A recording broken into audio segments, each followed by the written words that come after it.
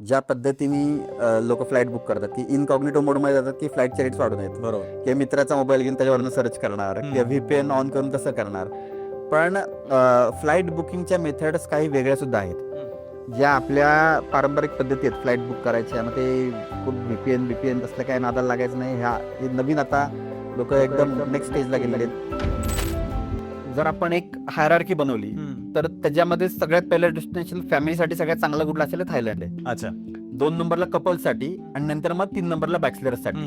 लोकांना जनरली सुरुवात उलटी वाटते. सुरुवात त्याची उलटी वाटते. आतापर्यंत जे तू सगळं फिरलास त्याच्यामध्ये असं काय तुला जाणवलं की अरे ही सिस्टीम काय लावली आहे, काय जबरदस्त आहे? नाही, विचार पण करायची गरज नाही. हाँगकाँगचं नाव घेईल मी. जबरदस्त. जेवढं जग जमिनीच्या वर उभं केलंय तेवढं जमिनीच्या खाली उभं केलंय. तुला असा अनुभव आला की कुठेतरी भारतीयांची जी इमेज आहे ती भारतीयांनी तिथे केलेल्या काही कृत्यांमुळे थोडीशी मलिन झाली आहे, असं तुला कुठं जाणवलं का? असं कुठलंच ठिकाण नाही की जे भारतीयांनी सोडलंय.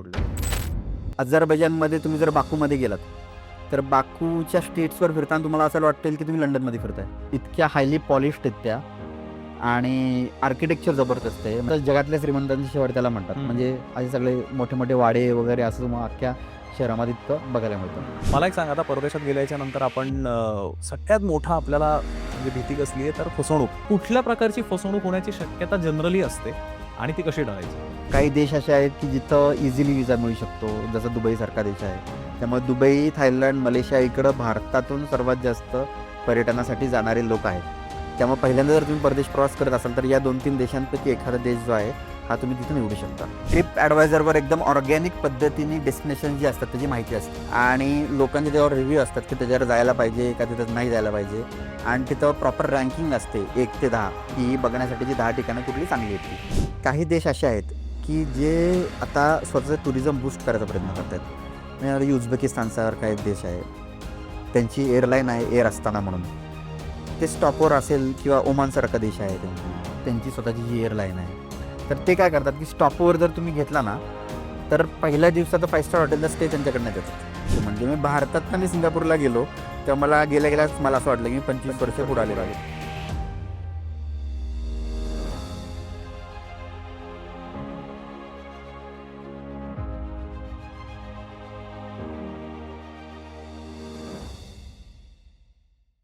नमस्कार मित्रांनो, मी ओंकार ओक. उनाड भटकंतीच्या उनाड ट्रॅव्हल गप्पा आणि गोष्टी या सेगमेंटमध्ये तुमचं परत एकदा मनपूर्वक स्वागत. आपला जो भारत देश आहे हा भारत वैविध्यतेने नटलेला आहे हे आपल्याला सगळ्यांनाच माहिती आहे. पण भारताची भ्रमंती झाल्याच्या नंतर आपल्याला वेध लागतात ते म्हणजे परदेशी फिरण्याचे किंवा फॉरेन टूरचे. आता बऱ्याच वेळेला हा प्रश्न उभा राहतो की नक्की परदेशामध्ये जायचं तर त्याची तयारी कशी करायची? कुठली ट्रॅव्हल एजन्सी त्यांच्याबरोबर आपण जावं का आपण स्वतः ट्रॅव्हल प्लॅन करून जावं? या सगळ्याला नक्की खर्च किती येणार? तिथली जी भाषा असेल, तिथली जी संस्कृती असेल, त्याच्याशी आपल्याला जुळवून घेता येईल का? असे अनेक प्रश्न आपल्या मनामध्ये पडलेले असतात. पण आज याच इंटरनॅशनल ट्रॅव्हलबद्दल सगळी माहिती घेण्यासाठी आज पॉडकास्टवर आलाय आमचा मित्र मालोजीराव जगदाळे. मालोजी, तुझं खूप खूप स्वागत. तर मालोजी हा व्यवसायाने IT इंजिनियर आहे आणि 25 पेक्षा जास्त देश त्यांनी फिरलेले आहेत. ट्रॅव्हलिंगची प्रचंड आवड आहे. तिथली संस्कृती, तिथली भाषा किंवा तिथल्या एकूणच सगळ्या गोष्टींचा अभ्यास करण्याची त्याला प्रचंड आवड आहे. सध्या तो रायगड प्राधिकरणाच्या समितीचा देखील सदस्य आहे.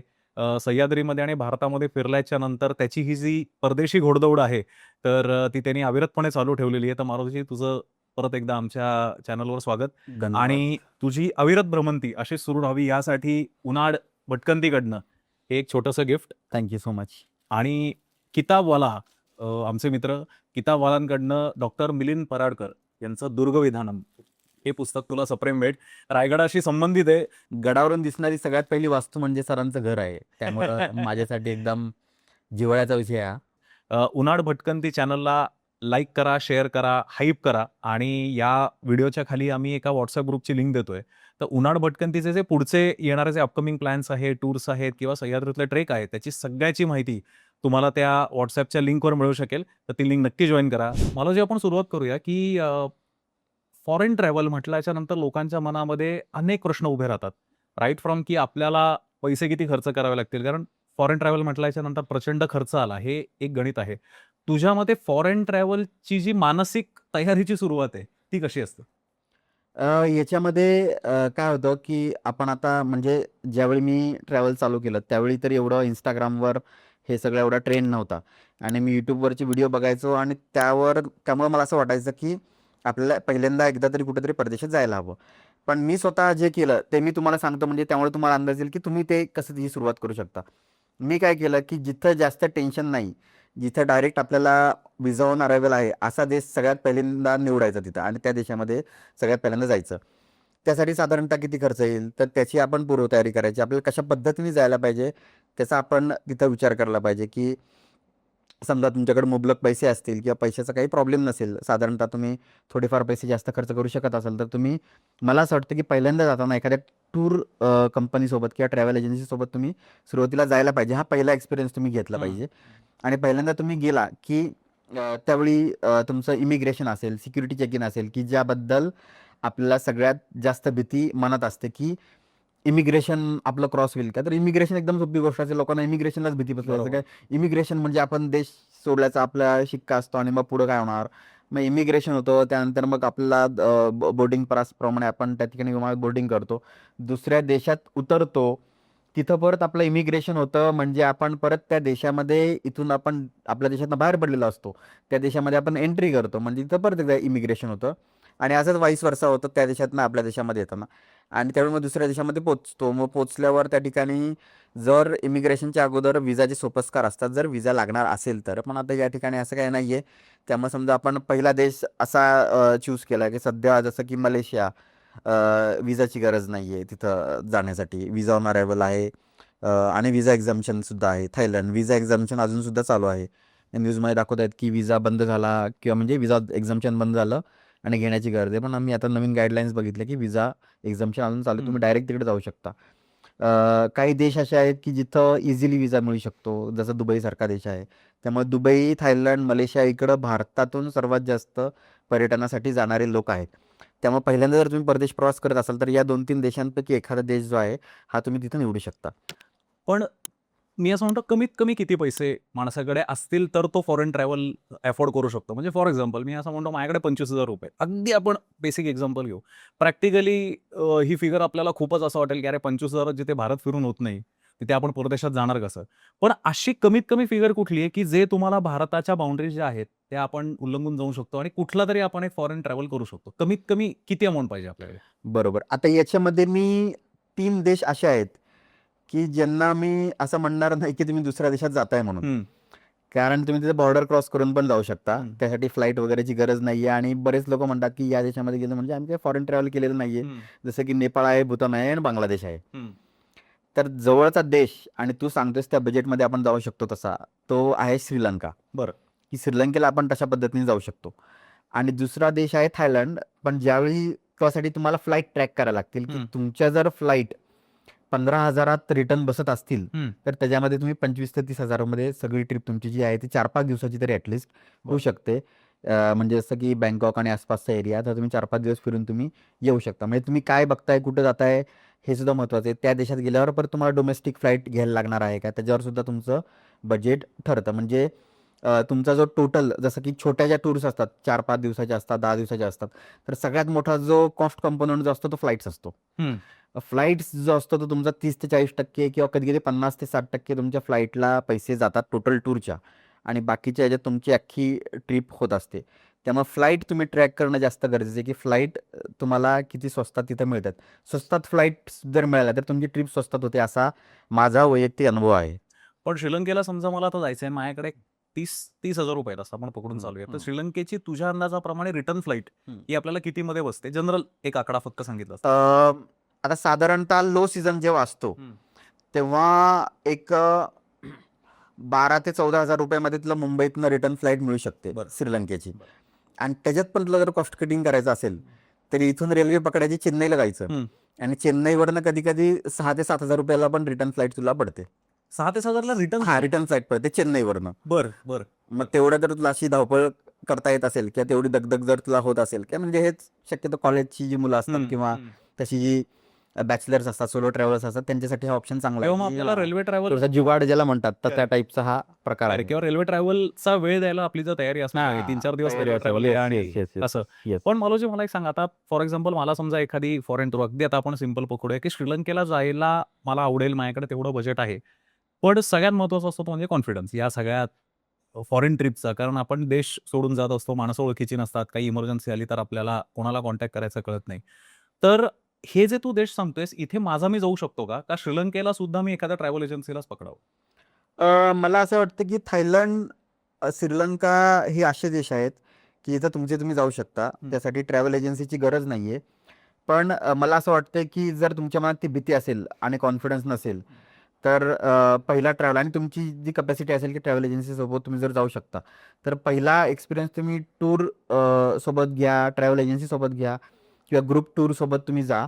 आणि त्यामुळे तुम्हाला एकदा कॉन्फिडन्स आला की नंतर तुमची तुम्ही तुम्ही सोलो ट्रिप तुम्ही प्लॅन करू शकता. एकदा तुम्हाला ती सगळी जी प्रोसेस असते संपूर्ण, इमिग्रेशन, व्हिसा, फ्लाईट बोर्ड करणं, इंटरनॅशनल फ्लाईट बोर्ड करणं, परत उतरणं, परत बाकीची सोपस्कार पाडणं, हे जर एकदा तुमचं झालं की तुम्हाला तो कॉन्फिडन्स आला की मग काही अडचण नाही. हे पहिली ट्रिप त्यांच्याबरोबर करणं ॲडवायझेबल आहे. हा ॲडवायझेबल आहे. आता मला सांग, समजा मला एक पुढच्या 3 महिन्यामध्ये फॉरेन ट्रिप करायची आहे. तर मी हे 3 महिने का म्हटलं, की आपण असं म्हणतो, की 3 महिने is a good period for preparation. हो. तुझ्या मते सुरुवात कुठून करावी? म्हणजे मला फॉरेन ट्रिप करायची. आता माझा समजा देश ठरला. आता मी हो. समजा थायलंड म्हटलं. हो. तर मला थायलंड ट्रिपची सुरुवात मी कुठून करू? म्हणजे त्या कंट्रीबद्दल रिसर्च करू का फ्लाइट आधी बुक करू का हॉटेल आधी बुक करू? काय करू? सगळ्यात पहिले तुमची आयडनरी जी असते, म्हणजे तुम्हाला प्रवास नेमका कुठं करायचा आहे आणि कशा पद्धतीने करायचा आहे. तर तो प्रवास जो आहे तो तुम्ही फिक्स करायला पाहिजे, आयडनरी फिक्स करायला पाहिजे. आणि आयडनरी फिक्स करताना तुम्ही लक्षात ठेवायला पाहिजे की तुम्हाला कुठं जायचं आहे. तुम्हाला समजा जर बँकॉकला जायचं असेल, आसपासच्या रिजन बँकॉक पटाय करायचं असेल, फुकेत क्राबी करायचं असेल, तर ते तुम्ही लक्षात ठेवलं पाहिजे की किती दिवस जायचं आहे, कसं जायचं आहे, आत्ता सध्याचे व्हिसा रेग्युलेशन्स काय आहेत. ते व्हिसा रेग्युलेशन लक्षात ठेवून मग एकदा तुमचं आयडनरी तयार झाली की त्यानंतर तात्काळ जी गोष्ट करायला पाहिजे ती म्हणजे फ्लाईट बुक करायला बरोबर. पाहिजे.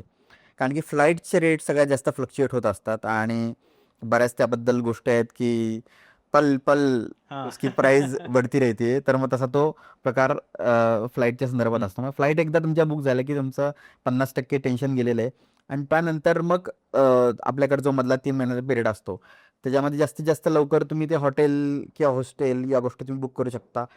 लोकल ट्रान्सफर जे आहेत ते तुम्हाला प्रायव्हेट करायचे आहेत का तुम्हाला तिथलं गव्हर्नमेंट जे आहे, त्याचं जे ट्रान्सपोर्ट सर्व्हिस आहे ती तुम्हाला यूज करायची, ते तुम्ही तिथं करू शकता. पण कॉस्ट कटिंगसाठी म्हणजे हे ॲडवायझेबल आहे की तुम्ही तिथलं जे लोकल ट्रान्सपोर्ट जे आहे ते जास्तीत जास्त तुम्ही यूज केलं तर तुमच्या त्या कॉस्टमध्ये बऱ्यापैकी फरक पडतो. फ्लाइट बुकिंग करताना बऱ्यापैकी लोकांच्या मनामध्ये शंका असते, की जुगाड खूप असतात आपल्याकडे, हो. की काय इनकॉग्निटो मोड वापरून करायचं, हम्म. का अजून काय करायचं, व्ही-पी-एन वगैरे, वगैरे, वगैरे. तर फ्लाइट बुक करण्यासाठी मला समजा कॉस्ट कटिंग करायचं आहे किंवा मला काहीतरी असं काहीतरी जुगाड करायचं आहे. म्हणजे जुगाड म्हणजे मी लीगल जुगाड म्हणतोय, हो. की ज्याच्यातनं मला व्यवस्थित कॉस्टमध्ये फ्लाइट मिळू शकते. तर असे काही तुझ्याकडं काही टिप्स देऊ शकते लोकांना? 100%. आता याच्यामध्ये काय आहे की या गोष्टी तर सगळ्यांना माहिती आहेत की ज्या पद्धतीने लोक फ्लाईट बुक करतात की इनकॉग्निटो मोडमध्ये जातात की फ्लाईटचे रेट्स वाढून आहेत बरोबर. किंवा मित्राचा मोबाईल घेऊन त्याच्यावरनं सर्च करणार किंवा व्हीपीएन ऑन करून तसं करणार. पण फ्लाईट बुकिंगच्या मेथड्स काही वेगळ्या सुद्धा आहेत. आता याच्यामध्ये कसं असतं की समजा ओंकार 40-50 लोकांना घेऊन त्याला जायचं एक ठिकाणी, बरोबर. तर ओंकार काय असं फ्लाईट शोधत बसणार नाही मला 40 जणांची कुठे मिळते. तू डायरेक्ट एअरलाईन्सशी बोलू शकतोस. बरं.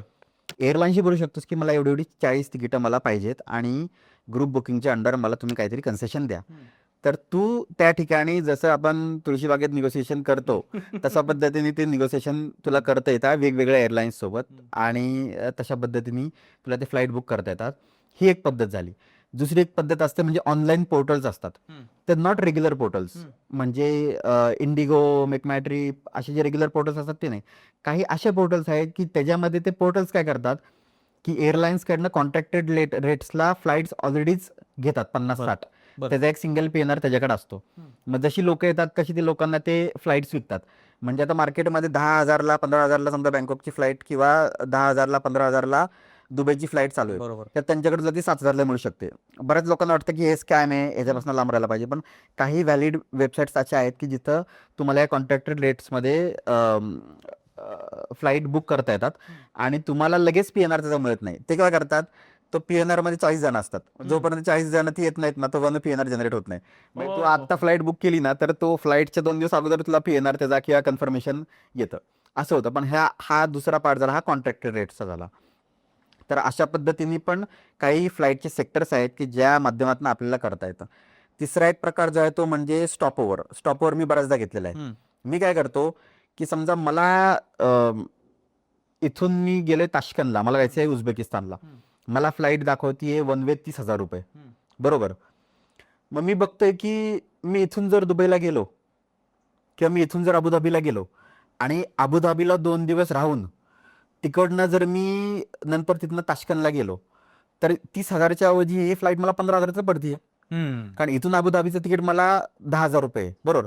तिथनं मला एअरलाईनची अख्खी कंपनीच बदलायची आहे आणि तिथून मी 5,000 पलीकडे जाऊ शकतो. आणि दुबईमध्ये किंवा UAE मध्ये अशी एक व्हिसा सिस्टीम आहे की जी तुम्हाला अलाउ करते की 48 तासाचा किंवा 96 तासाचा ट्रान्झिट व्हिसा तुम्ही घेऊ शकता. बरं.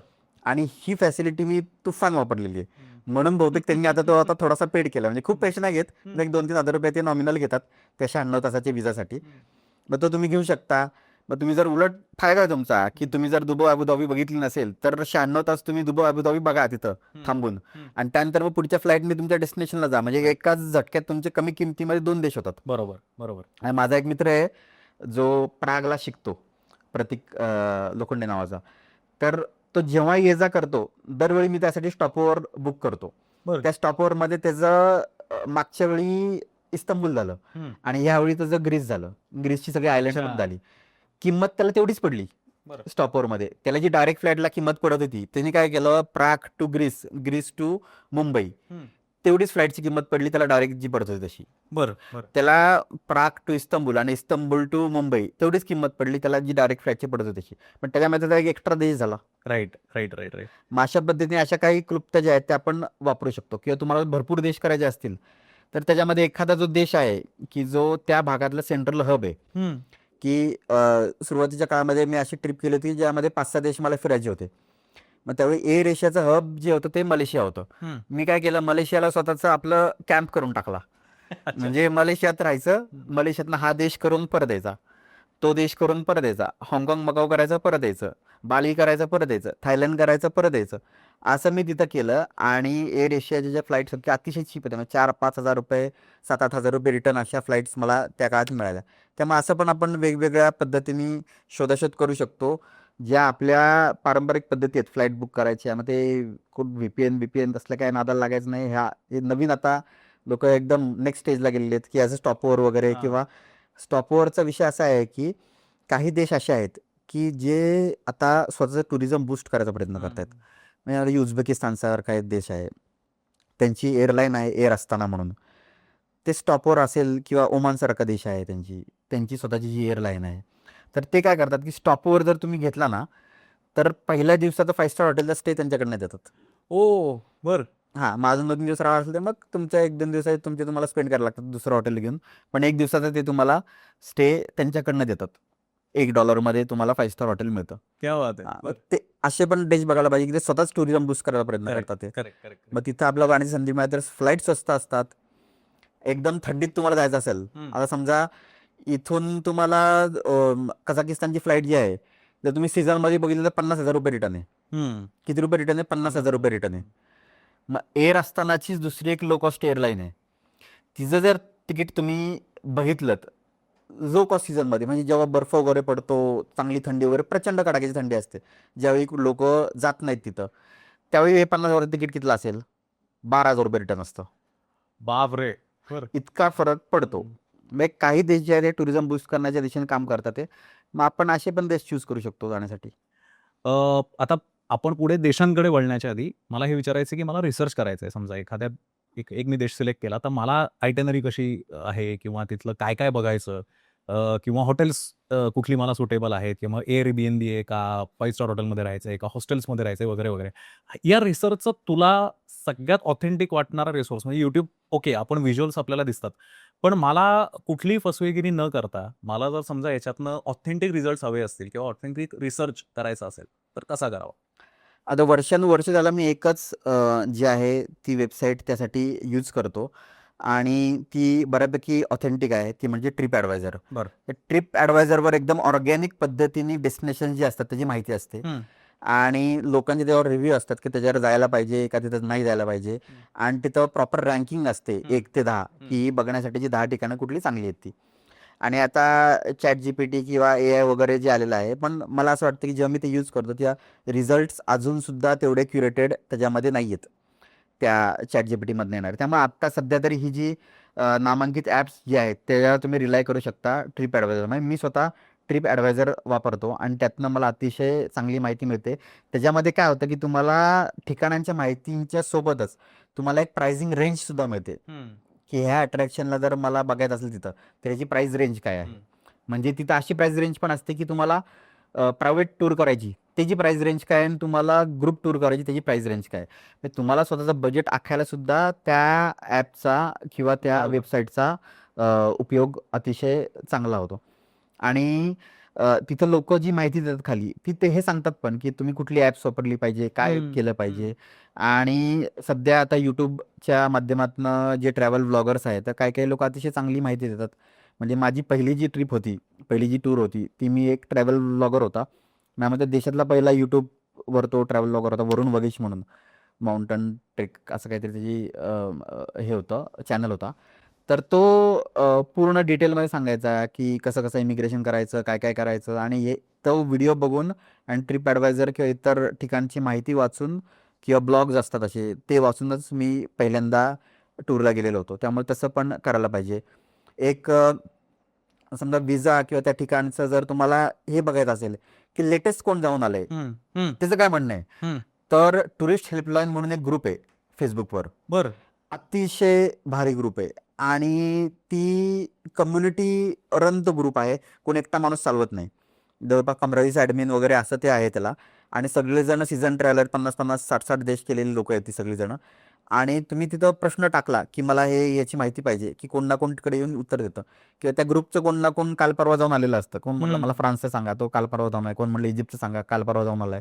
तर ती तुम्हाला अतिशय ऑथेंटिक माहिती जी आहे ती मिळते. तिथं ते गव्हर्नमेंटच्या लिंक्स टाकतात प्रॉपर व्हिसाच्या असतील किंवा आत्ता रूल्स अँड रेग्युलेशन्स काय बदललेले आहेत का, ती सुद्धा माहिती तुम्हाला तिथं मिळू शकते. मग ही काही जी आहेत ती अतिशय महत्त्वाची आहेत ॲप्स आणि वेबसाईट्स, की जिथं तुम्ही जाऊन ते एक्सप्लोअर करू शकता.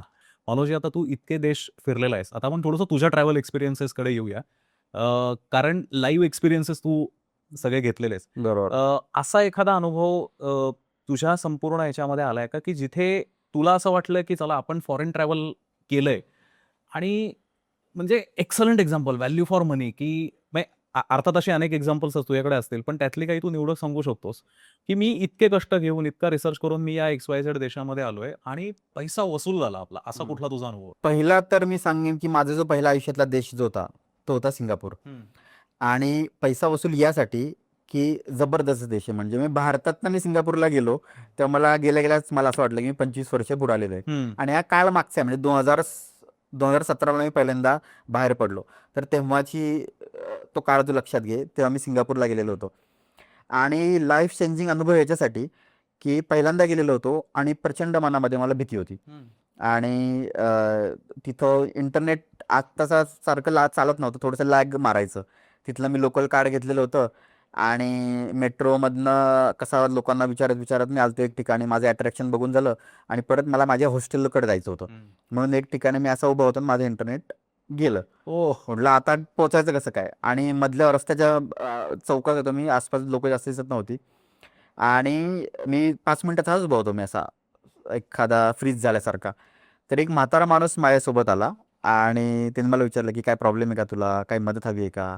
मी त्याला सांगितलं असं-असं झालं म्हणून. मग तिथे थांबला. लोकं नव्हती तिथं 5 मिनिटं. एक मुलगी चालली होती. त्या मुलीला बोलवलं. त्यानंतर मग आमच्या तिघांना बघून एक पोलीस आला. पोलीस पण आला आणि पोलीस म्हणाले, की "काय मदत पाहिजे का?" तर मग ती मुलगी म्हणाली, की "तुम्ही टेन्शन घेऊ नका. तुम्ही तुमचं काम करा." पोलिसांना म्हणाली. "तुम्ही तुमची ड्युटी करा. मी ह्याची मदत करते." आणि ती मुलगी माझ्यासोबत माझ्या हॉस्टेलला सोडायला मला 1.5 किलोमीटर चालत आली. बापरे!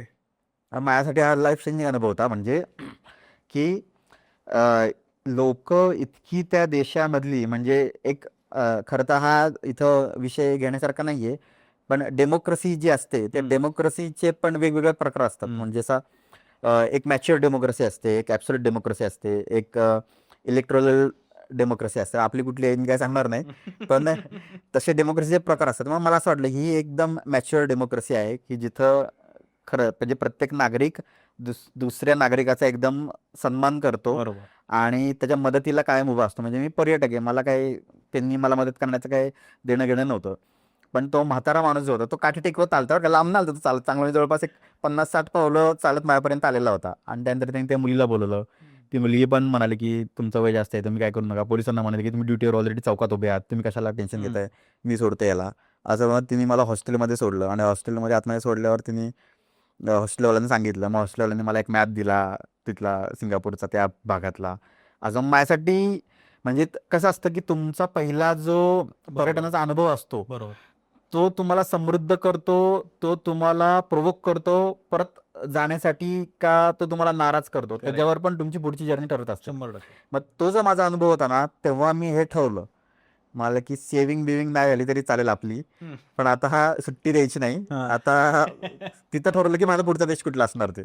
बर असा तो माझा लाईफ चेंजिंग तिथं तो अनुभव होता. पण आता तू हा लाईफ चेंजिंग एक्सपिरियन्स सांगितलास. मी म्हटलं तसं की एखादा असं ठिकाण जे व्हॅल्यू फॉर मनी, म्हणजे मग ते नैसर्गिक दृष्ट्या सुंदर असू दे किंवा इन्फ्रास्ट्रक्चर वाईज अमेझिंग, म्हणजे ह्याच्यासाठी पैसा खर्च केलाच पाहिजे माणसाने आणि फॉरेनला आलं पाहिजे, अशी कुठली ठिकाण आहेत? आता खरं तर ते माझ्यापेक्षा माझा पासपोर्टच सांगेल. म्हणजे मी 5 वेळा मलेशियाला गेलोय, हम्म. 5 ते 6 वेळेला हम्म. बालीला गेलोय आणि 12 वेळा थायलंडला गेलोय. बापरे. म्हणजे थायलंडचा जवळपास मी कानाकोपरा बघितलेला आहे. हम्म. तर लोकांना एक पहिली गोष्ट म्हणजे थायलंड शब्द ऐकला की लोकांच्या मनामध्ये हा हा लय लय काय काय येतं. लय काय काय येतं, वेगवेगळ्या गोष्टी येतात. पण मला असं वाटतं की जर आपण एक हायरार्की बनवली हम्म. तर त्याच्यामध्ये सगळ्यात पहिलं डेस्टिनेशन फॅमिलीसाठी सगळ्यात चांगलं कुठलं असेल तर थायलंड आहे. अच्छा. 2 नंबरला कपल्ससाठी आणि नंतर मग 3 नंबरला बॅचलर्ससाठी. हम्म. हम्म. असं मी त्याचं लोकांना जनरली सुरुवात उलटी वाटते. सुरुवात त्याची उलटी वाटते. नाही ते पण मी सांगतो तुला, म्हणजे एक चांगल्या एक पॉझिटिव्ह नोटवर सुद्धा बॅचलरसाठी ते बेस्टच ठिकाण आहे. कारण की मगाशी आपण इन्फॉर्मल चर्चा करत होतो गोव्याच्या संदर्भातलं, की मी आत्ता माझा फर्स्ट हँड एक्सपिरियन्स आहे. मी आत्ताच जाऊन आलो की 7-7, 8-8 हजार रुपये रेस्टॉरंटला एंट्रीला कवर घेतात लोक, हम्म. आणि ती क्वालिटी डिलिव्हर होत नाही. आता ते कव्हर म्हणजे काय ते सांगून टाका. हा. हा, कवर म्हणजे कसं असतं की 8,000 रुपयेचा तुमच्याकडनं कवर चार्ज घेतात आणि नंतर मग आतमध्ये गेल्यावर त्या किमतीचं तुम्हाला ते फूड किंवा बेवरेजेस तुम्हाला त्यामध्ये मिळू शकतात.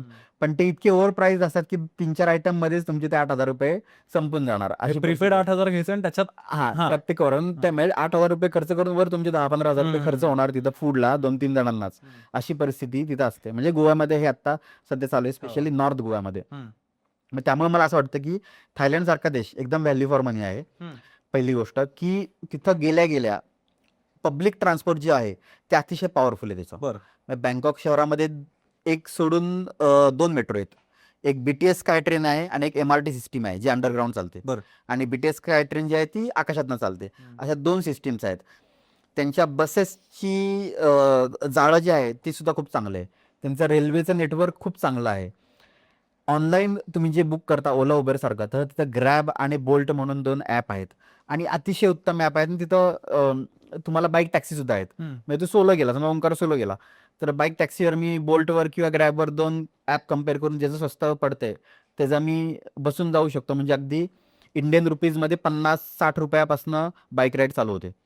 मला इथं 2-3 किलोमीटरवर जायचे तर इंडियन रुपीजमध्ये 60-70 रुपये होतात. म्हणजे 20-15-20 एक बाथरूम वगैरे तिथं होतात. असं इतकं ते इझी आहे.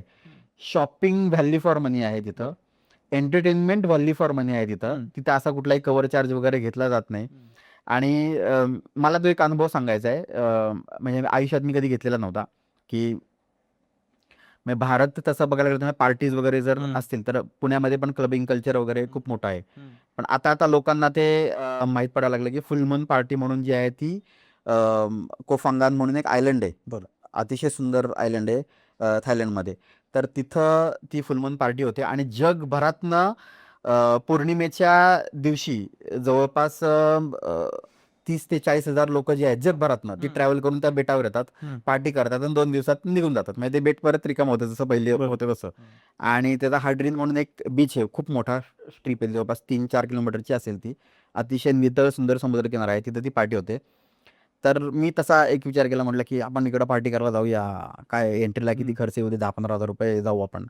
तिथं गेलो, सगळं ट्रॅव्हल वगैरे करत. तिथून मी बँकॉकवरनं सुरत थनी म्हणून एअरपोर्ट आहे तिथं गेलो.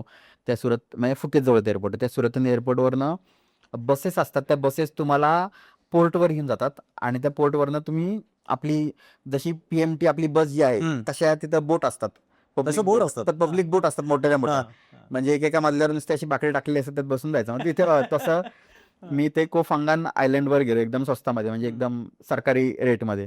आणि दुसऱ्या दिवशी फुलमून पार्टी होती. म्हटलं दुसऱ्या दिवशी रात्री जावं. म्हटलं काहीतरी एवढं मोठी पार्टी असते, 30-40,000 लोक येतात, एवढी सगळी यंत्रणा असते, 10-15 हजार रुपये एंट्री असेल. गेलो तिकडं, लाईन लागली होती आतमध्ये जायला आणि मिलिटरी वगैरे थांबलेली होती तिथं, कारण की ते सगळं बाकी ड्रग्ज वगैरे या सगळ्या गोष्टी पण त्याचं काही होऊ नये आणि सिक्युरिटी असेल म्हणून स्वतः मिलिटरीची लोक तिथे थांबलेली असतात. तर आतमध्ये गेलो, मिलिटरी आलं होते, मिलिटरीवाल्यांनी चेक वगैरे सगळं केलं. पुढे गेलो, एकाने हातामध्ये बँड बांधला आणि शिक्का मारला. मी म्हटलं की how to pay, where to pay, how much. की मी माझ्याकडे असं बघितलं, गो गो गो गो गो केलं. मी गेलो, मला कळलं, म्हटलं की हे फुकट आहे. म्हणजे मी असं डोक्यात माझ्या असं विचार होता की याला 10-15 हजार रुपये काहीतरी एंट्री असेल, पण तेवढं सगळा तामजाम होता आणि हे सगळं फ्री होतं. वाव. बर. आणि आतमध्ये गेलो, म्हटलं आतमध्ये गेल्यावर पण ती अशी सगळी पार्टी झाली, सगळं ओव्हर प्राईज असेल. तसं पण काही नाही. जे जगभरात आता जे रील्समध्ये फेमस आहेत, 7-11 स्टोअर्स, जे रील्स तुम्ही सगळीकडे हो. बघता, की एशियामध्ये त्याची मोठी चेन आहे आणि एकदम पॉवर पॅक छोटं स्टोअर असतं. हे छोट्या स्टोअरमध्ये बेवरेजेस असतील, फूड आयटम्स असतील, रोजच्या लागणारी गोष्टी असतील, हे सगळं तुम्हाला तिथे मिळतं. तर ते स्टोअर्स पण तिकडे होते. म्हणजे तुम्ही जे रिटेल प्राइसला घेता तेच तुम्ही तिथं घेत होता सगळं. आणि तो एक्सपिरियन्स जो होता तो एकदम मजेशीर होता माझ्यासाठी आणि एकदम व्हॅल्यू फॉर मनी होता. म्हणजे एशियातला, साऊथ ईस्ट एशियातला कुठला जरी देश घेतलास किंवा सेंट्रल एशियातला कुठला जरी देश घेतलास ना, तरी तो व्हॅल्यू फॉर मनी आहे. आणि काही देश असे आहेत की भारतापेक्षा कमी तिथं पैसे खर्च होतील. पण निसर्ग संपन्न जर म्हणशील आतापर्यंत की हो बेस्ट, मी तुला समजा 3 ठिकाणं विचारली निसर्ग संपन्न, हो. तर कुठली सांगशील? निसर्ग संपन्न जर म्हणायचं झालं तर मी बाली एक म्हणेन, दुसरं इंडोनेशिया एक म्हणेन आणि तिसरं श्रीलंका. अमेझिंग, जबरदस्त. अमेझिंग, एकदम जबरदस्त. पण मला एक सांग मालोजी, आता आपण हे उझबेकिस्तान, कझाकस्तान वगैरे वगैरे हे जे सगळे स्थानवाले जे देश हो आहेत, हो. तर बऱ्याच वेळेला लोकांचं कन्फ्युजन असं असतं, यांचे कंपॅरिझन पाकिस्तान याच्यातच हां, केली जाते. 100%. हा, म्हणजे कुठेतरी आपण म्हटलं की अरे उझबेकिस्तानला आम्ही गेलो, तर लोक असं जरा डाऊटफुल नजरेने बघतात की हा नक्की कुठं जाऊन आलाय. आता तू हे देश फिरलेला आहेस, तर तुझा काय एक्सपिरियन्स होता या देशातला? आता याचा डायरेक्ट जर इतिहासाशी जर कनेक्ट केला तर हे जे देश आहेत, म्हणजे उझबेकिस्तान असेल, किर्गिझस्तान असेल, कझाकिस्तान असेल, अझरबैजान असतील, हे जे देश आहेत हे एकेकाळी सोव्हिएत युनियनचा पार्ट होते. त्याच्याही अगोदर याच्यावर 100, 125, 150 वर्ष कम्युनिस्टांनी राज्य केलं. त्याच्याही अगोदर रशियन एम्पायरने राज्य केलं. त्यामुळे रशियाचा खूप मोठा प्रभाव आहे. मग या देशांमध्ये गेल्यावर तुम्हाला असं वाटतं की तुम्ही प्रॉपर रशियामध्ये झालेला आहात. अशी तिथं म्हणजे तिथं गेल्यावर तुम्हाला ती पूर्ण ती व्हाईब तशी येते. आणि अतिशय स्वच्छ, व्हॅल्यू फॉर मनी, एकदम सगळं स्वस्त, ट्रान्सपोर्टेशन वगैरे सगळं एकदम चांगलं, लोक अतिशय चांगली तिथली, त्याबद्दल तर मी आता नंतर बोलतोच. पण तू जो प्रश्न मला विचारला तो, कम्युनिस्टांनी 150 वर्ष 100 वर्ष त्यांच्यावर राज्य केलं. म्हणजे एका सेंटेन्समध्ये सांगायचं तर एखाद्याच्या शरीरातनं, म्हणजे त्याच्या आत्म्यातनं धर्म खेचून बाहेर काढणं जे म्हणतात ना, तसा प्रकार कम्युनिस्टांनी केलेला आहे तिथं. म्हणजे 100% लोक किंवा 90% लोक, 95% लोक तिथली मुस्लिम आहेत. परंतु इस्लाम प्रॅक्टिस करणारी लोक जी आहेत ती 4-5% जास्त नाही आहेत. कारण की पूर्ण त्यांची लाईफस्टाईल, त्यांची विचारसरणी ही सगळं जे आहे ही रशियन काइंड ऑफ झालेली आहे. आणि कम्युनिस्टांचा मोठा प्रभाव असल्यामुळे त्या पद्धतीने ती लोक तिथं राहतात. मग आत्ता मी गेलो उझबेकिस्तानला गेलो तर तेव्हा गेले 5-10 वर्ष आला नवीन त्यांचा राष्ट्राध्यक्ष आला, तेव्हा लोकांचं अजून पण ते लाईफस्टाईल तीच आहे, रशियन स्टाईल. पण त्यांनी तैमूरला तिथं ब्रँड करायला सुरुवात केली. तैमूरचं ब्रँडिंग जे आहे ते मोठ्या प्रमाणात केलेलं आहे, बट नॉट द लाईफस्टाईल, त्याचे अचिव्हमेंट्स वगैरे, आणि तो फादर ऑफ द नेशन आहे अशा प्रकारचं करायला सुरुवात केली. अझरबैजानमध्ये तुम्ही जर बाकूमध्ये गेलात तर बाकूच्या स्ट्रीट्सवर फिरताना तुम्हाला असं वाटेल की तुम्ही लंडनमध्ये फिरताय. इतक्या हायली पॉलिश्ड आहेत त्या, आणि आर्किटेक्चर जबरदस्त आहे. म्हणजे जुन्या काळामधले तिथं पर्सनल लेवलला तुम्हाला तेलाची विहिरी काढता येत होत्या. त्यामुळे श्रीमंतांचं, जगातल्या श्रीमंतांचं शहर त्याला म्हणतात. म्हणजे असे सगळे मोठे मोठे वाडे वगैरे असं मग अख्ख्या शहरामध्ये तिथं बघायला मिळतं. म्हणजे धर्माचा जर तिथं विषय असेल तर तिथं कुठेही तुम्हाला रिलिजियस काही तुम्हाला तिथं फॅनेटिझम वगैरे काहीही आढळणार नाही. आणि फार फार फार क्वचित कोणतरी तिथं रिलिजियस ड्रेसिंग परिधान केलेलं तुम्हाला तिथं दिसेल आणि अतिशय सेफ कंट्री आहेत. आणि सगळ्यात मोठी गोष्ट म्हणजे तिथं आपली एक सॉफ्ट पॉवर चालते, ती म्हणजे बॉलिवूड. ओ आणि याचा ओके. इतिहास अतिशय इंटरेस्टिंग आहे. ते म्हणजे सेंट्रल एशिया जो आहे, हे सगळे देश जे होते हे रशियन एम्पायरचा पार्ट होते. आणि त्यानंतर मग कम्युनिस्ट रशियाचा ते पार्ट झाले, बरोबर. तर याच्यामध्ये एंटरटेनमेंट बॅन होतं हॉलिवूडचं. पण लोकांना एंटरटेनमेंट न देणं म्हणजे अराजकता माजवण्यासारखं आहे. त्यांना एंटरटेनमेंट काहीतरी द्यायला पाहिजे. त्यावेळी भारतामध्ये एक असा स्टार होता राज कपूर सारखा, की त्याचे मूवीज जे होते ते परदेशात, जपान वगैरे तिकडं पण फेमस होते. त्याचे मूवी रशियामध्ये पण फेमस झाले. मग रशियन लोकांनी काय विचार केला, की आपण काय करू, की हॉलिवूड नाही दाखवू शकत, पण भारत आपला मित्र आहे, आपण बॉलिवूडचे मूवीज दाखवायला सुरुवात करू. बॉलिवूडचे मूवीज इतक्या मोठ्या प्रमाणावर तिथं डबिंग करून दाखवायला सुरुवात केली, की आत्ता जे आहे आत्तासुद्धा, की तेव्हा राज कपूरपासून आत्तापर्यंत जवळपास 60-70 वर्ष आली, हे मूवीज तिथं मोठ्या आवडीने बघितले जातात, कार्यक्रम आपले बघितले जातात आणि टीव्ही शोज बघितले जातात. त्यामुळे भारत तिथं सॉफ्ट पॉवर आहे. भारतीय लोक गेले की एकदम लोक खुश होतात. इज फ्रॉम हिंदुस्तान, हिंदू ते इंडिया नाही म्हणत, हिंदुस्तान म्हणतात. हिंदुस्तान म्हणतात. नाही, अमिताभ बच्चन, शाहरुख खान असं करत करत मग गाणी आपल्याला बघून गाणीच म्हणायला लागतात, की आमचा टॅक्सी ड्रायव्हर गाणी म्हणत होता, गाणी लावत होता. असं म्हणजे हे सगळं सेंट्रल एशियामध्ये बॉलिवूड आपली जी सॉफ्ट पॉवर आहे खूप चांगली. पण थोडक्यात म्हणजे हे देश सेफ आहेत फिरायला, याला काही. खूप खूप खूप सेफ, काहीच अडचण नाही, काहीच अडचण नाही. पण मला एक सांग, आता हे नेपाळ, भूतान तू जे म्हणालास, आता परत थोडंसं आपण स्वस्त कंट्री हो, एवढे अंडररेटेड काय आहेत? म्हणजे पोटेन्शियल त्यांच्यात खरंच नाहीये का? लोकांनी अगदीच शेजारी आहेत, अगदीच चिकटून आहेत, इकडे काय बघायला जायचं असं म्हणून त्यांची जरा हेटाळणी झालेली आहे. आता माझ्या घराच्या शेजारी आहे ना, हे राजीव गांधी नॅशनल पार्क आहे, कात्रज सर्पोद्यान. तिथं मला जाऊन 15 वर्ष आली. तू म्हणतोयस तोच प्रकार आहे, की आपल्याला अगदी चिटकून येतं आणि एकदम इझी ऍक्सेस आहे. त्यामुळे आपल्याला ते जाणं तिथं होत नाही. म्हणजे या देशांची स्पेशालिटी तर अशी आहे, की भूतानला जर एखादा भारतीय सोडून परदेशी पर्यटकाला जर भूतानला जायचं असेल, तर त्याला कंपल्सरी पर डे $100 स्पेंड करावं लागतात. अच्छा. हे कंपल्शन भारतीयांना नाहीये. बरं. तरी सुद्धा भारतीय तेवढ्या मोठ्या प्रमाणात जात नाहीत. नेपाळचं कसं झालं, की नेपाळ एकदमच चिटकून आहे आणि आवाजाव घर तुम्हाला असा आहे. त्यामुळे लोक हे करत नाहीत. पण परदेशातली लोक पैसे साठवून नेपाळला येतात, एव्हरेस्ट बेस कॅम्प करायला येतात, बरोबर. त्यामध्ये अन्नपूर्णा बेस कॅम्प करायला येतात. Correct. म्हणजे अराउंड द ग्लोब ऑपोजिट साईडनी लोक ट्रॅव्हल करतात आणि तिथे येतात. किंवा आता तू बघितलं असेल ना, घांगरूक नावाचं एक विलेज फार famous झालंय बघ, की जे अन्नपूर्णा रूटवरच आहे. एक्झॅक्टली कॅफे आणि हे सगळं प्रसिद्ध झालंय, की त्या कॅफेमुळे प्रचंड ओघ नेपाळकडे आता लोकांचा वाढायला लागलाय. किंवा भूतानचा आपण ते टिपिकल, मला ते जागेचं नाव माहिती नाही, की त्या एका कड्यामध्ये असं बरोबर हे आहे. बरोबर. तर म्हणजे स्वस्तात होणारे देश असून सुद्धा हे अंडररेटेड राहिलेत, पण सुरुवात इथून करायला हरकत नाही. हरकत नाही, 100%. म्हणजे हे 2 देश असे आहेत, की भूतानचा विषय असा आहे, की तुम्हाला बाईक राईड करायची असेल, मग तुम्ही लेह लडाख जसं जाता, तर तुम्ही भूतानला जाऊ शकता बरं बरं. बाईक राईडला. इथं एखादा छोटा मोठा ट्रेक जर तुम्ही केला असेल उत्तराखंड, हिमाचलमध्ये 2-3 ट्रेक झाले असेल, पुढचा ट्रेक तुम्ही अन्नपूर्णा बेस कॅम्प करा. बरोबर. अन्नपूर्णा बेस कॅम्प इतका रिलॅक्स ट्रेक आहे, की शेवटच्या टप्प्यापर्यंत तुम्हाला झोपायला बेड वगैरे मिळतो. अच्छा. टी हाऊसेस तिकडे असतात, त्यामुळे खायची बेची सगळी चांगली सोय तिथं होते. राईट. बरं, आता प्रश्न एक असा, की इतके देश, तुला 25+ देश तू फिरलायस, इन्फ्रास्ट्रक्चर वाईज म्हणजे माझं असं म्हणणं आहे, की सिग्नल असेल, अगदी बेसिक पासून आपण सुरुवात करू, स्वच्छता असेल, काही तिकिटिंग सिस्टीम असेल, ऑनलाईन बुकिंग असेल, हे जे सगळं तू फॅसिलिटीज बघितलं, इन्फ्रास्ट्रक्चर आपण थोडासा मोठा शब्द आहे, फॅसिलिटीज म्हणून असं, असे कुठले तुझ्या मनामध्ये आता स्पॉट्स येत आहेत, किंवा चल आपण इन्फ्रास्ट्रक्चर म्हणू त्याला, की ब्रिजेस असतील, हे असतील, ते असतील, वगैरे वगैरे, की जे समजा भारतामध्ये इम्प्लिमेंट होऊ शकलं तर फार भारी होईल, आणि तुला ते तिथे बघून आश्चर्य वाटलं, की अरे हे काय जबरदस्त आहे, की जसं तू सिंगापूरचं उदाहरण दिलंस, की 25 वर्ष पुढे असल्याचा तुला भास झाला, तसं सिंगापूर सोडून आतापर्यंत जे तू सगळं फिरलास त्याच्यामध्ये असं काय तुला जाणवलं, की अरे ही सिस्टीम काय लावली आहे यांनी, काय जबरदस्त आहे? नाही, विचार पण करायची गरज नाही. हाँगकाँगचं नाव घेईल मी. जबरदस्त.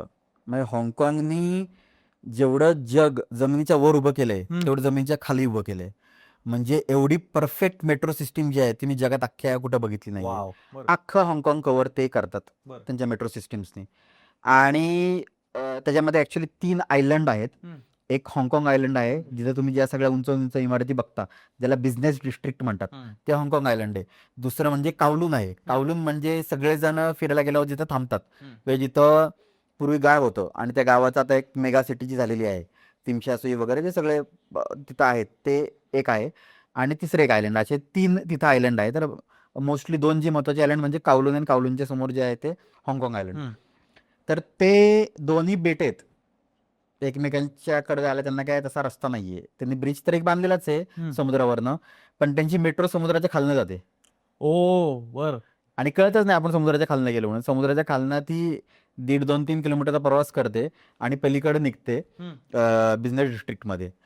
त्याच्यामध्ये त्यांनी जवळपास म्हणजे मेट्रो स्टेशन जे आहेत ते जगातले सगळ्यात खोलवर असणारे मेट्रो स्टेशन जे आहेत ना ते त्यांचे आहेत. आणि खाली जाताना तुम्हाला कळत नाही की तुम्ही खाली जाताय, कारण की जमिनीच्या वर जसे शॉपिंग मॉल्स आहेत, तुमचे फ्रूट स्टॉल्स असतात किंवा शॉपिंगचे वेंडर्स सगळीकडे बसलेले असतात, किंवा जमिनीच्या वर जसे रस्ते वगैरे असतात, त्यांनी सगळ्याच्या सगळं जमिनीच्या खाली त्यांनी तिकडे तयार केलेलं आहे. शॉपिंग मॉल जमिनीच्या ते खाली? जमिनीच्या खाली आहेत शॉपिंग मॉल.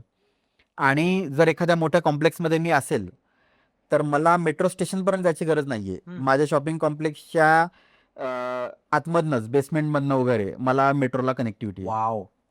मला रस्त्यावर जायचं नाहीये. मला कनेक्टिव्हिटी डायरेक्ट आतमध्येच आहे. मेट्रो स्टेशन म्हणजे मेट्रोतनं तू बाहेर पडला Correct. तिथला जे एक्झिट्स मिळतात त्या एक्झिट्सवर क्लिअरली लिहिलं आहे की हा एक्झिट या शॉपिंग मॉलच्या आतमध्ये जातो, हा एक्झिट जो आहे हा या पार्कच्या आतमध्ये जातो, हा एक्झिट या रस्त्यावर जातो, हा एक्झिट इकडे जातो, असं क्लिअरली गेलेलं आहे. कमाल. त्यांना रस्त्यावर गार्डन नाही बनवायला जमले तर त्यांनी जो फ्लायओव्हर असतात त्याच्यावर गार्डन बनवलेच. अच्छा. पण मानवजी मला एक सांगा, आता आपल्याकडे हे सगळं म्हणजे ऑनलाईन तिकिटिंग वगैरे, आता मी थोडंसं आपल्याला आता सह्याद्रीकडे येतो. मी का मी तुला सांगतो की ओव्हर क्राऊडिंग होतं, किंवा आपण म्हणतो अरे गड किल्ल्यांवर भरपूर गर्दी झाली आहे किंवा पर्यटन स्थळांवर गर्दी झाली, एक्सेट्रा एक्सेट्रा. समजा एखादा फॉरेनर आपल्याकडे पीक मध्ये आला, त्याला आपण तामिळी घाटात घेऊन सोडलं, बरोबर. तर त्याची काय अवस्था होईल वर्सेस आपण त्यांच्या समजा देशामध्ये जर गेलो, तर तुला असं कधी वाटतंय काय फालतू सिस्टीम आहे इथे, काहीच पर्यटन अजिबातच कंट्रोल नाहीये वगैरे वगैरे, का तुला विरुद्ध वाटतं की अरे ही सिस्टीम आपल्याकडे आली पाहिजे? नाही म्हणजे अजून तरी मला असं कुठलं ठिकाण वाटलं नाही की जे ओव्हर क्राऊडेड आहे आणि जिथं सिस्टीमच नाही आहे कसली.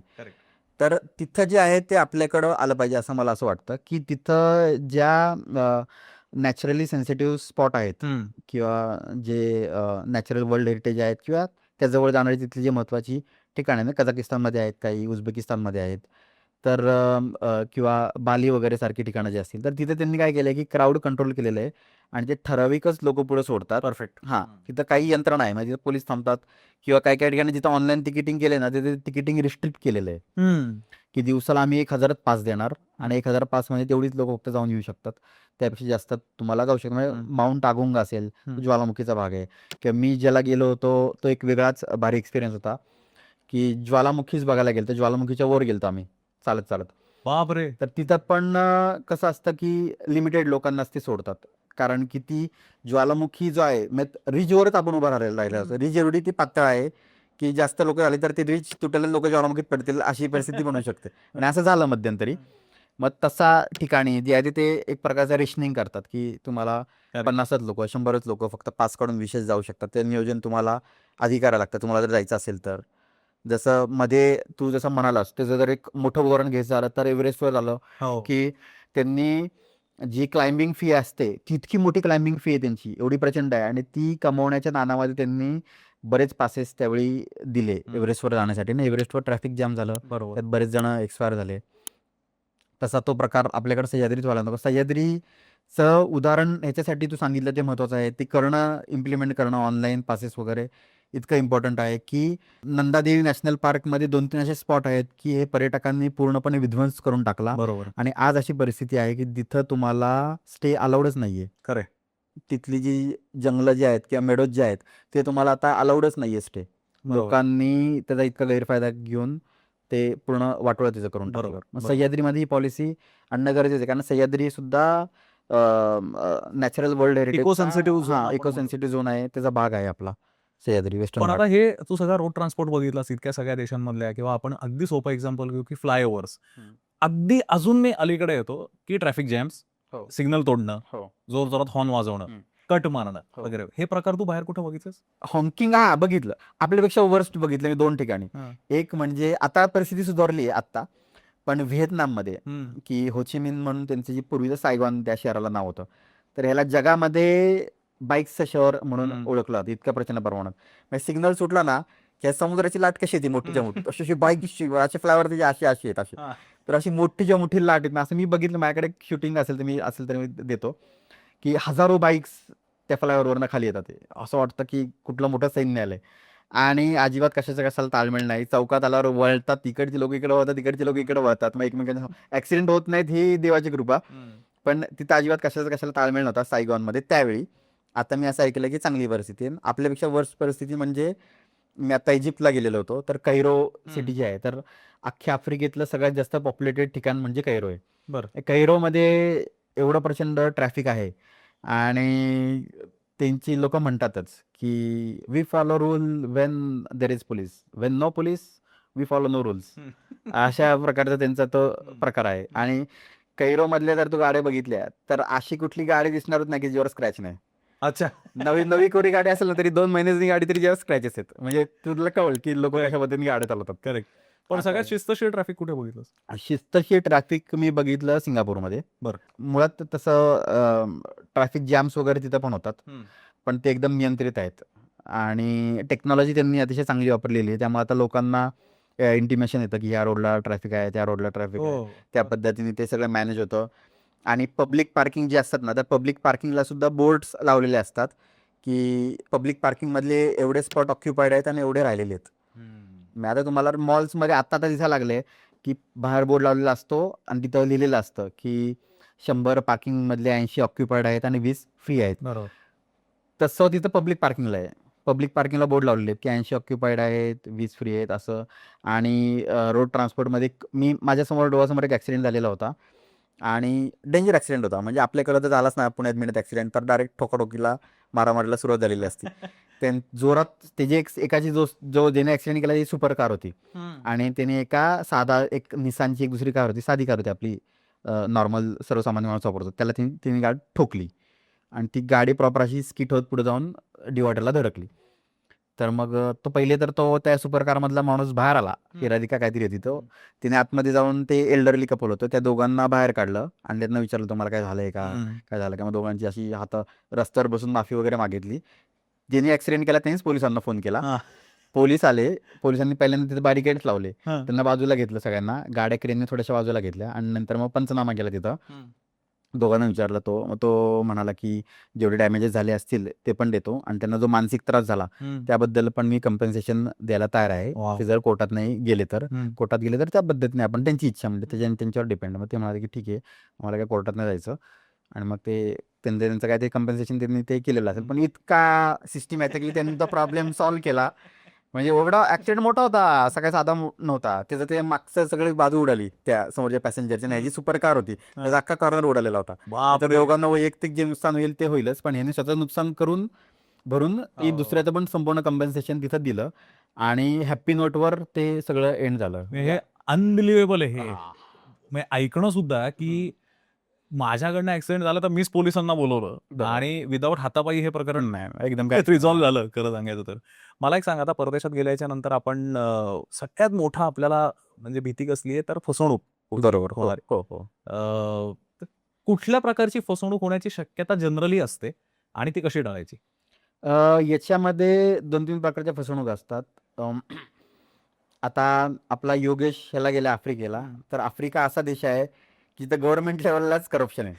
म्हणजे तुम्हाला उतरला इमिग्रेशनलाच तुमच्याकडनं ओव्हरचार्ज करण्याचा प्रयत्न करतात लोक. की समजा विजा फी किती आहे, $30 आहे ना, तर तुमच्याकडनं $60 घेणार, $65 घेणार. ते म्हणतात कन्व्हिनियन्स आम्ही लावलेला आहे, किंवा $5 तुमच्याकडे फोटो आम्ही इथं काढणार आहे, ते $5 लागतील, असं ते तिथं काय. म्हणजे गव्हर्नमेंट लेवलला एक करप्शन असतं.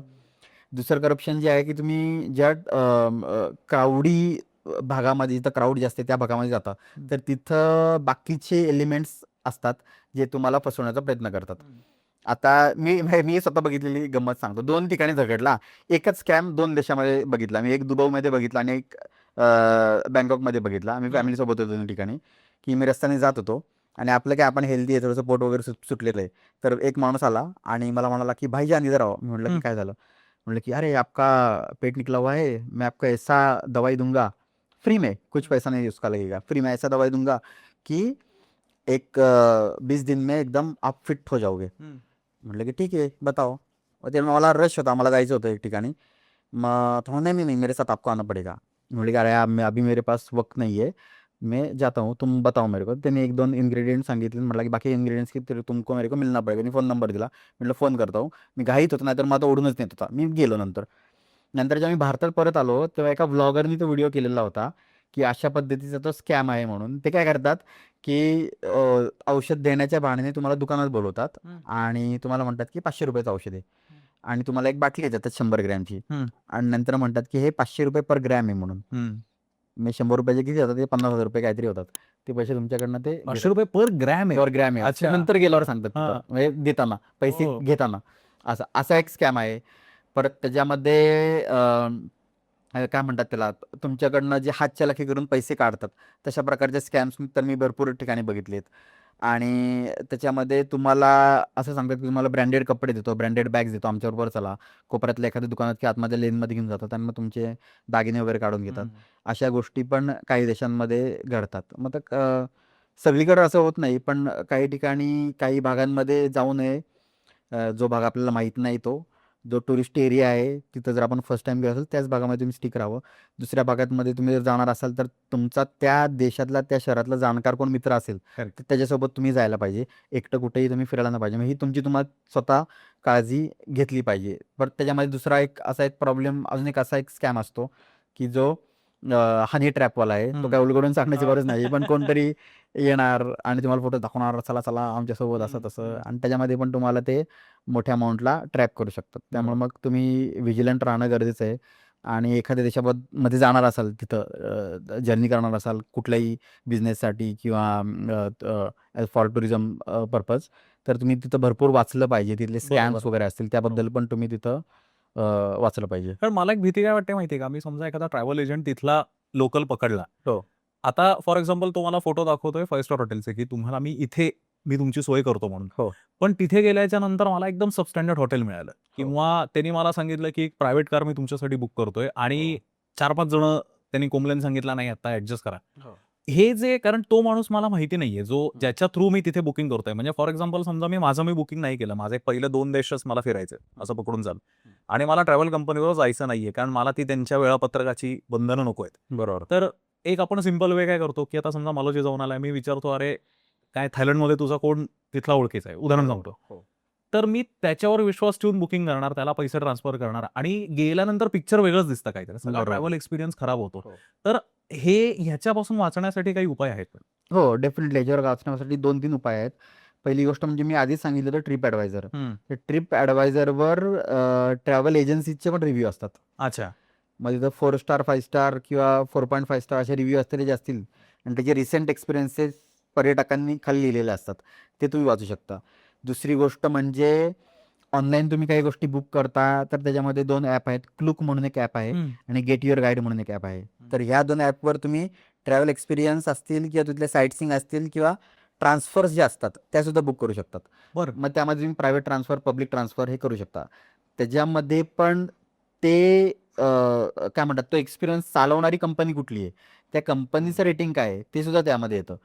त्यामुळे ते आपण रेटिंग बघूनच तशा गोष्टी आपण बुक करायला पाहिजे. आणि त्यामध्ये रिसेंट एक्सपिरियन्सेस असतात, गुगलचे रिव्ह्यूज असतात, त्या ॲपचे रिव्ह्यूज असतात. त्यामध्ये लोकांनी लिहिलेलं असतं, की हा माणूस फ्रॉड आहे, की यांनी तू सांगितलं तसं केलं, एकट्याला नेतो म्हटला, 4 जण कोंबली, 5 स्टार सांगतो म्हटला, 2 स्टारमध्येच नेलं, असं त्या गोष्टी तर होऊ शकतं. पण मला असं वाटतं कस्टमाइज ट्रॅव्हल हा त्यातल्या त्यात सुवर्ण मुद्दा आपल्याला काढता येऊ शकतो. म्हणजे ना मला इंडिव्हिज्युअली स्वतःच्या स्वतः बुकिंग करणं पॉसिबल आहे, कारण मला कॉन्फिडन्स नाहीये. ना मला ग्रुपमध्ये घुसायचं आहे, कारण मला प्रायव्हसी हवी आहे, मला बंधनं नको आहेत कुठली. मला एखाद्या ठिकाणी 2 तास थांबावंसं वाटलं, तर मला ते थांबता आलं पाहिजे. तर कस्टमाइज टूर जी असते, म्हणजे मी पॅकेज घेतलं आणि नंतर माझं मी फिरलो, तर हा फिजिबल मार्ग आहे? तसं पण करता येऊ शकतं. आता याच्यामध्ये specific to Europe there is one app, Europa Mundo म्हणून. तर याच्यामध्ये कसं असतं, की तू तुझी अख्खी आयटनरी डिझाईन करू शकतो, तूच. बरं. मग तू प्रायव्हेट कर किंवा ग्रुप टूर सोबत कर.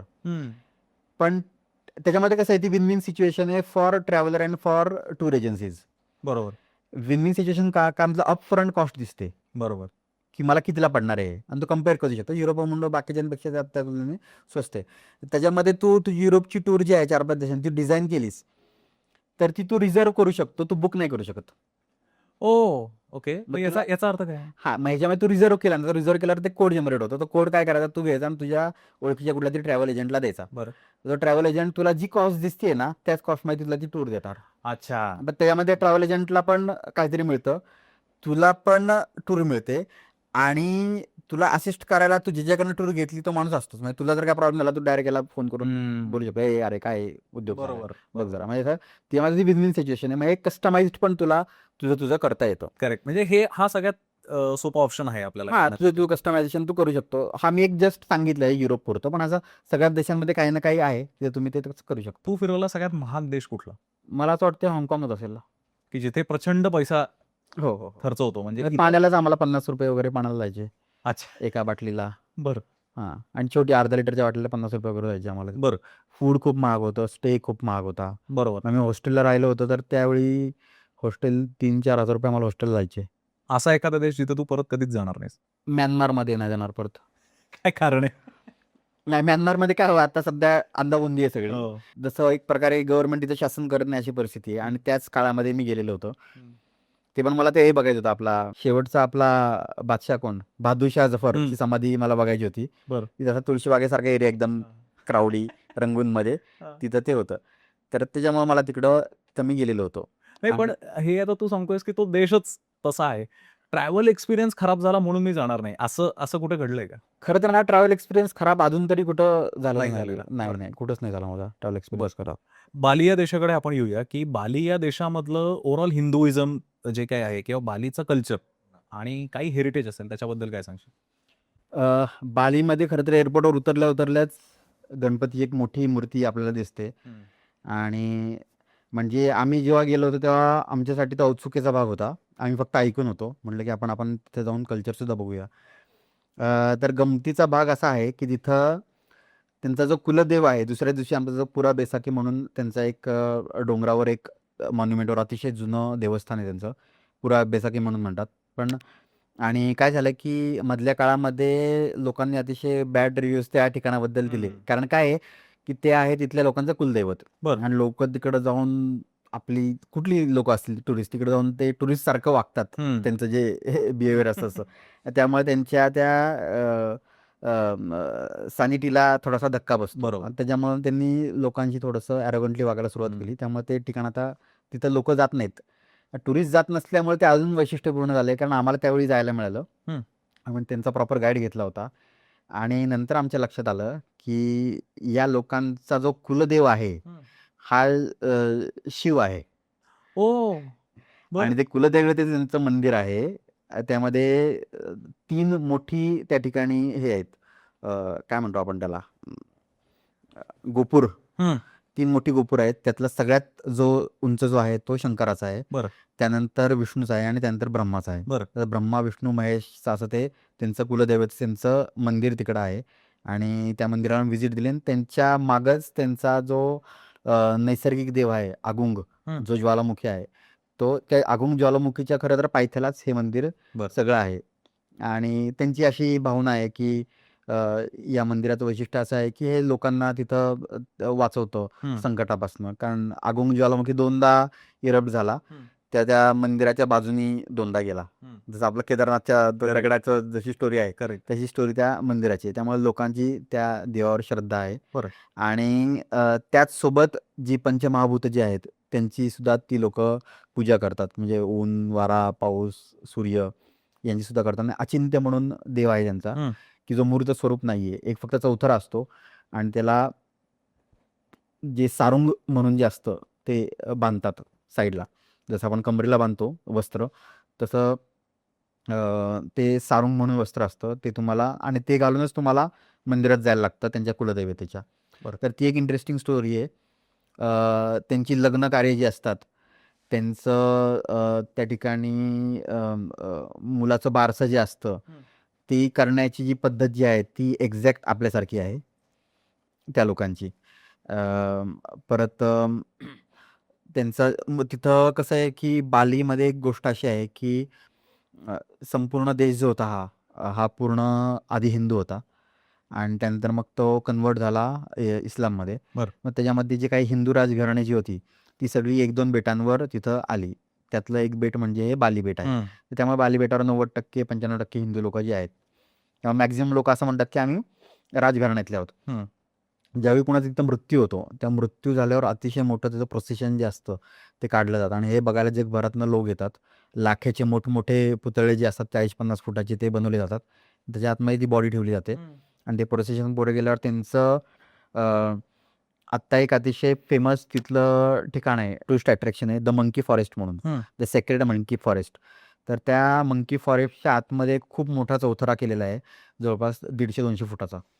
त्या दगडी चौथऱ्यावर ते आणलं जातं आणि तिथे त्याला अग्नी दिलं जातं. म्हणजे तुम्ही विचार करा की एवढं मोठं ते 50-60 फुटाचं जे असतं पूर्ण ते लाखेचं पूर्ण तो प्राणी बनवलेला असतो आणि त्याच्या आतमध्ये ते ठेवलेलं असतं शव आणि त्याला तिथं अग्नी दिला जातो. तर हे अतिशय एक इंटरेस्टिंग त्यामध्ये त्यांची तिथं मान्यता आहे. आणि म्हणजे पूर्ण मेनलँड जो आहे, पहिली तर बाली जो आहे हे तर एक विरळ बेट आहे, पण त्या व्यतिरिक्त मी जे हिंदूंचं कल्चर बघितलं, जावनीज हिंदूंचं, की एशियामध्ये सर्वात जुने जे हिंदू आत्ता राहिलेले ते म्हणजे जावनीज हिंदू आहेत. म्हणजे जावा बेटावरचे हिंदू, की जगातलं सगळ्यात मोस्ट पॉप्युलस आयलंड अख्ख्या जगातलं ते म्हणजे जावा आयलंड आहे, की जिथं एका बाजूला जकार्ता आहे आणि मी जकार्तापासून ते बानिवांगी म्हणून एक ठिकाण आहे, तिथपर्यंत जर्नी केली होती 1,500 किलोमीटरची अशी आडवी पूर्ण. म्हणजे जावा अख्खं बेट मी पूर्ण बघितलं. तर त्याच्यामध्ये मलांग म्हणून एक ठिकाणी मी तर राहिलो होतो आणि त्या मलांगच्या गावापासनं मी जो ब्रोमो व्हॉल्कॅनो आहे म्हणजे ज्वालामुखी आहे त्याचा मी तो प्रवास केलेला होता.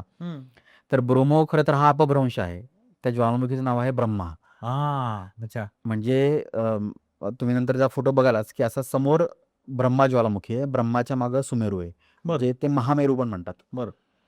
दोन्ही म्हणजे ब्रह्मा तर आपल्याकडे आहे, पण महामेरू किंवा सुमेरू जो आहे याचं आपल्या पुराणांमध्ये एक मोठं स्थान आहे, की जगाचं केंद्रस्थान म्हणून आपण सुमेरू पर्वताला मानतो. बरोबर. तशा प्रकारचा तिथं त्यांची तिथं श्रद्धा आहे बरोबर. आणि त्या भागामध्ये सगळे जावनीज हिंदू राहतात आणि त्यांची रिच्युअल्स ते तिथं करतात. म्हणजे त्यांचा जो आपण म्हणतो आपली जत्रा कशी असते, ते त्यांची जत्रा म्हणजे काय असते, त्यांची जत्रा म्हणजे ते देवाला साकडे घालतात. त्यांचा देव कुठं राहतो, ज्वालामुखीच्या आतमध्ये राहतो.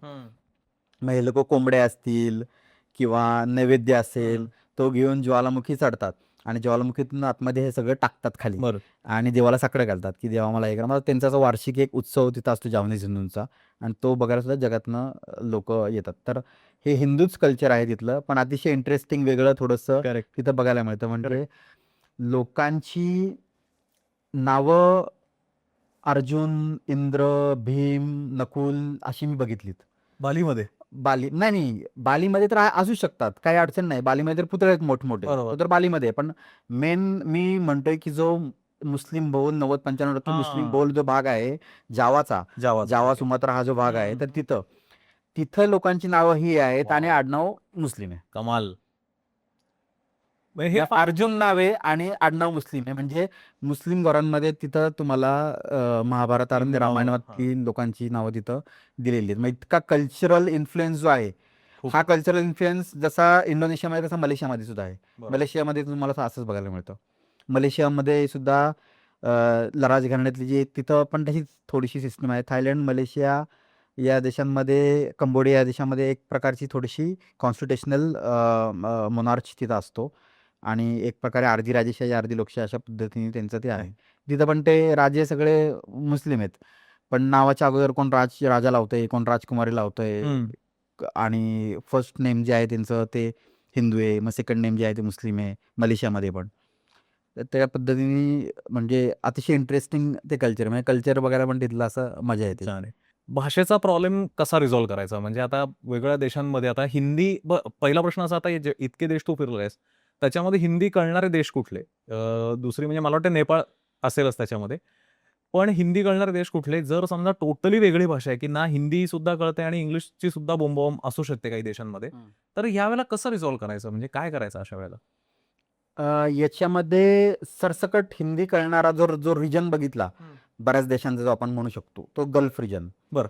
सरसकट इथं सगळ्यांना हिंदी येतं, समजतं. अगदी तिथल्या स्थानिक लोकांना सुद्धा, जे अरब आहेत त्यांना सुद्धा हिंदी तिथं समजतं. त्यामुळं तिथं एक भाषेचा प्रॉब्लेम नाही आहे. आणि त्या व्यतिरिक्त श्रीलंकेमध्ये प्रॉब्लेम नाही आहे, भूतानमध्ये नाही, नेपाळमध्ये नाही, इथं नसायलाच पाहिजे, बांगलादेशमध्ये नाही आहे. म्यानमारमध्ये मोठ्या प्रमाणावर म्यानमार पहिले हिंदुस्थानचाच भाग होता. त्यामुळं भारतीय जे पंजाबी, बिहारी आणि युपी साईडचे जे बिझनेसमन जे होते ते शतकानुशतकं बर्मामधनं व्यापार करायचे. बरोबर. त्यामुळे ती लोक नंतर बरेच तिथं सेटल झाली. हम्म. त्यामुळे बर्मामध्ये किंवा आताच्या म्यानमारमध्ये सुद्धा मोठ्या प्रमाणावर हिंदी लोकांना समजतं. हम्म. आणि त्या व्यतिरिक्त पर्यटनामुळं थायलंड, बालीसारखी ठिकाणं जी आहेत, सिंगापूरसारखी ठिकाणं आहेत, तिथं पण काही काही ठिकाणी लोकांना ते समजतं पण हिंदी. हिंदी इंग्लिश सोडून वेगळीच भाषा आहे असे कुठले देश आहेत? म्हणजे आता समजा आपण युरोपचं उदाहरण घ्यायचं झालं फॉर एक्झाम्पल, तर युरोपमध्ये आता फ्रान्सला समजा आपण जर गेलो तर अनेकदा फ्रेंच जास्त आपल्याला प्रभाव तिथे दिसून येतो बरोबर बरोबर किंवा आपल्याला हिंदी इंग्लिशचा संबंधच येत नाही काही. बरोबर. पण आता फ्रेंच असेल किंवा जर्मन असेल मला नाही येते, पण तरी मला हे देश फिरायचे, तर काय करायचं मी? मग याच्यामध्ये म्हणजे हे फार पहिल्यापासून मी करत आलेलो आहे की मी गुगल ट्रान्सलेटचं आपलं ॲप वापरतो. आणि पहिले तर टाईप करायला लागायचं पूर्वीच्या काळी आणि नंतर मग ते कन्वर्ट व्हायचं, मग त्याला वाचायला लावायचं. पण काही काही ठिकाणी अशी लोक होती की त्यांना लिहिता वाचता पण येत नव्हतं. व्हिएतनाममध्ये मी जेव्हा पहिल्यांदा गेलो होतो तर त्यावेळी तो इतका ओपन नव्हता आला तो टुरिस्टसाठी बरोबर. देश इतका. तर म्हणजे डिस्ट्रिक्ट 1 म्हणून तिथला जो भाग आहे सायगॉनचा, त्याच्या बाहेर गेला ना तुम्ही की आऊ आऊ असा सगळा प्रकार होता आपल्या दृष्टीने. मग नंतर मग त्या ॲपमध्ये काही नवीन हे झाले, चेंजेस झाले की ज्यामध्ये ते व्हॉइस नोट पण यायला लागले. बरोबर. मग आपण बोललो तर ते व्हॉइस नोटमध्ये त्या भाषेमध्ये यायला लागलं. आणि त्यानंतर मग समोरच्याला कळायचं की मग समोरचा बोलायचा, मग ते पण व्हॉइस नोटमध्ये घेऊन आपल्याला असं कळायचं. तो हां. होतो. पण बऱ्याचदा काय होतं की हातवाऱ्यांची तुमची भाषा जर एकदम पॉवरफुल असेल ना तर तुमचं काम चालून जातं.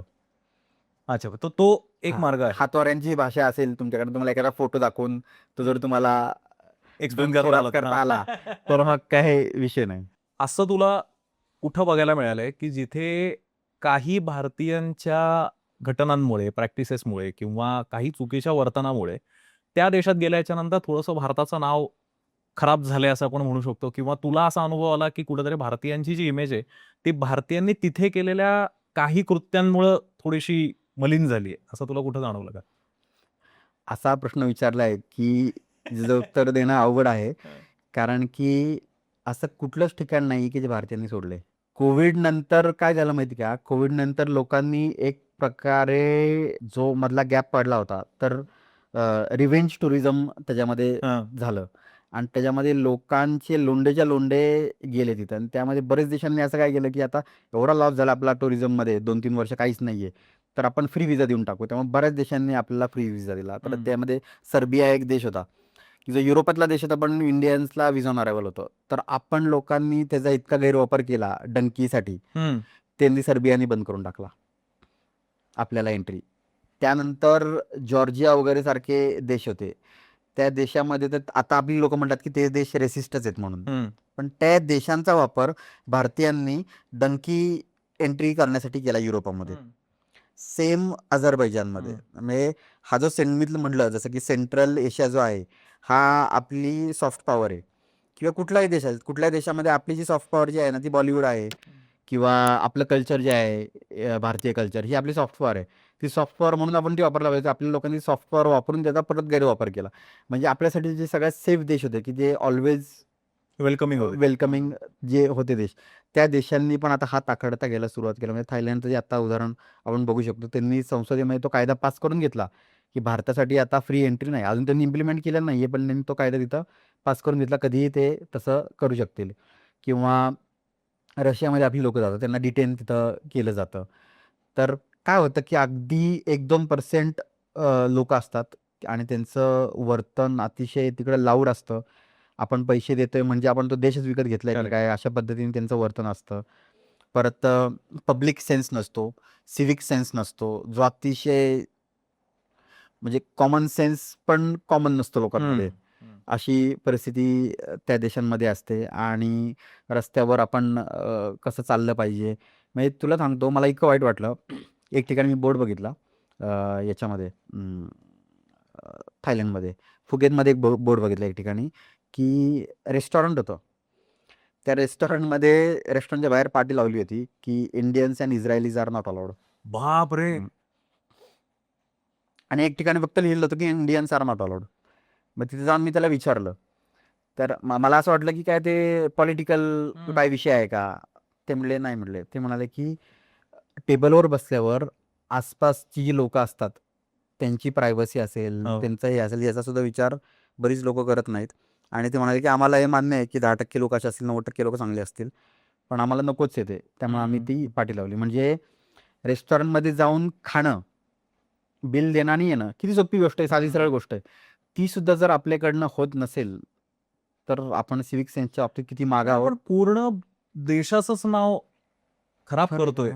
सेम गोष्ट बार्गेनिंगच्या बाबतीत. आता लोकांना काय, कुणीतरी व्हिडिओ केले 4-5 वर्षापूर्वी की दुसऱ्या देशांमध्ये जाऊन तुम्ही बार्गेनिंग करू शकता, म्हणून लोक जाऊन अफाट बार्गेनिंग करायला लागली. की म्हणजे माझा हा वैयक्तिक अनुभव आहे की जी रिटेल प्राइस लावली त्या प्राइसला मला घ्यायचं होतं. मी माझ्या बायकोसोबत होतो, तर तिच्याजवळ गेलं, तिला मी फक्त विचारलं की प्राइस किती. ती मला म्हणली इंडियन. मी म्हटलं yes. I don't want to sell. ती असं मला म्हणली, मी ज्या प्राइसला त्या प्राइसला मी घ्यायला तयार होतो. म्हणजे लोक एवढी बार्गेन करतात. म्हणजे हाईट, म्हणजे मला तर पहिले असं वाटलं की बार्गेनिंगच्या बाबतीत आपण एक नंबर आहे. पण मला तिथे गेल्यावर कळलं की बऱ्याच देशांमध्ये की ज्या डाऊन प्राईस असतात, की समोरच्या अगदी फायदा द्यायचा ना व्हेंडरला, त्या 2 प्राईस असतात. एक इंडियन प्राईस आणि दुसरी इस्रायली प्राईस. इस्रायली प्राईस म्हणजे सगळ्यात बॉटम प्राईस. इस्रायली प्राईसमध्ये जर कोणी विकलं तर याचा अर्थ की विकणाऱ्याला फायदाच होणार नाही. अच्छा, नो प्रॉफिट नो लॉस. आणि इंडियन प्राईस म्हणजे त्याला जर ₹10 फायदा होणार असेल, त्याला ₹2 फायदा होणार. पण मला एक सांग, हे लोक, आपली लोक मुद्दामून करतात का त्यांना माहितीच नाही तिथे कसं वागायचं ते? काय झालंय की ट्रॅव्हल खूप स्वस्त झालंय आणि इझी झालंय. लक्षात आलं की पुण्यातनं आता फ्लाईट चालू झालेल्या आहेत. पुण्यातनं फ्लाईट चालू झाली सिंगापूरला, थायलंडला चालू झाली, पुण्यातनं त्याच्यामध्ये दुबईला, ह्या डायरेक्ट फ्लाईट चालू झाल्या आहेत. आणि त्याच्यामध्ये काय झालं माहिती का, की काही एअरलाईन्स आहेत, एअर इंडिया आणि इंडिगो, या 2 एअरलाईन्सनी ट्रॅव्हलिंगच्या बाबतीत एवढा सुटसुटीतपणा आणलाय. का माहिती का? कारण की त्यांनी कनेक्टिंग फ्लाईट द्यायला सुरुवात केलेली. म्हणजे पहिले मला काय करायला लागायचं होतं की मला जर जायचं असेल शांघायला वगैरे, तर दिल्लीनं एक फ्लाईट आहे ना, तर मला इथून दिल्लीला जायला लागायचं आणि दिल्लीतून ती फ्लाईट पकडायला लागायची दुसऱ्या फ्लाईटने जाऊन. ह्यांनी काय केलं, एक कनेक्शन दिले. म्हणजे मी पुणे टू शांघाई जरी सर्च केलं ना, तरी मला डायरेक्ट फ्लाईट दाखवतं. बरं, ती काय करते, ती जाताना थांबते दिल्लीमध्ये फ्लाईट चेंज करायची आणि जायचं पुढं. असं केलं. त्याच्यामुळे काय झालं, ट्रॅव्हल सुटसुटीत झालंय, ट्रॅव्हल सोपं झालंय आणि काही सेक्टर्सना मोठ्या प्रमाणावर सूट असते. त्यामुळं ट्रॅव्हल बऱ्याच जणांच्या आवाक्यात आलेलं आहे. आता जर लोकांना भारतात फिरायची सवय असेल त्या पद्धतीने, आता मी काही राज्यांची नावं नाही घेणार, पण हा जो सगळा प्रकार घडतोय हा स्पेसिफिक काही उत्तरेकडच्या 1-2 राज्यांच्या लोकांच्यामुळं हा प्रकार बरोबर. सगळा घडतोय. आणि ती लोक जशी तिथं बिहेव करतात किंवा भारतामध्ये बिहेव करतात, की तिकडे बिहेव करायला जातात. करेक्ट. आणि त्याच्यामुळे आपल्या देशाचं नाव जे आहे ते खराब होतं. करेक्ट. शेवटचा एक प्रश्न आता, की सगळ्यात लोकांना भीती जी असते ती म्हणजे मी परदेशात असताना माझं सामान चोरीला गेलं काहीतरी कारणाने, तर काय होणार? तर बरं, मी म्हणतो चल सामान चोरीला गेलं तर गेलं, कपडे काय परत घेता येतील, वस्तू परत घेता येतील. पासपोर्ट चोरीला गेला, काय करायचं आता? पासपोर्ट जर चोरीला गेला तर याच्यामध्ये जवळ आपण जिथं आहोत आत्ता, तिथून सगळ्यात जवळ आपली इंडियन कॉन्सुलेट किंवा एम्बेसी कुठं आहे ते शोधायचं. कॉन्सुलेट जर जवळ असेल, एम्बेसी जवळ असेल, तर लगेच त्यांना पहिले फोनवर इंटिमेट करायचं की असं असं झालेलं आहे म्हणून. आणि त्या पासपोर्टची, तुमच्याकडे जुन्या पासपोर्टची काहीतरी कॉपी किंवा काहीतरी फोटो वगैरे काहीतरी असेलच, बरोबर, तो फोटो त्यांना मेलवर पाठवायचा आणि त्यांना विनंती करायची. 2 गोष्टी असतात त्याच्यामध्ये. एक म्हणजे की खरंच तुमच्यावरती अशी ट्रॅजेडी झाली आहे आणि त्याच्यामुळे तुमचा तो पासपोर्ट गेला आहे, आणि एक तुमच्या चुकीमुळे तुमचा पासपोर्ट किंवा सामान हरवलेलं आहे. राईट. तर त्या कंडिशनमध्ये कॉन्सुलेट तुम्हाला एकतर फ्रीमध्ये पेपर पासपोर्ट देते. पेपर पासपोर्ट म्हणजे काय असतं, 1 दिवस चालणारा कागद असतो ज्याला पेपर पासपोर्ट म्हणतात, ज्याने तुम्ही भारतात येऊ शकता. बरं. हा पेपर पासपोर्ट असतो आणि एकतर तो फ्री असतो किंवा पेड असतो. बरं. कॉन्सुलेट ते ठरवतात. तुमची जर खरंच इमर्जन्सी काही असेल आणि जेन्युइन रिजन असेल की कोणी चोरी केली, दरोडा टाकला, लुटलंय, त्यामधून पासपोर्ट गेलाय, तर तुम्हाला फ्रीमध्ये मिळणार. तुमच्याकडनं हरवला असेल तर त्याला काहीतरी चार्जेस आहेत, हेवी चार्जेस असतात, कमी नसतात, 40-50 हजार वगैरे चार्जेस असतात. तो पेपर पासपोर्ट तुम्हाला मिळतो आणि तो घेऊन तुम्ही भारतात परत येऊ शकता. म्हणजे हा एकच ऑप्शन आहे, म्हणजे पासपोर्ट हरवायचा नाही. हां, पासपोर्ट हरवू नये.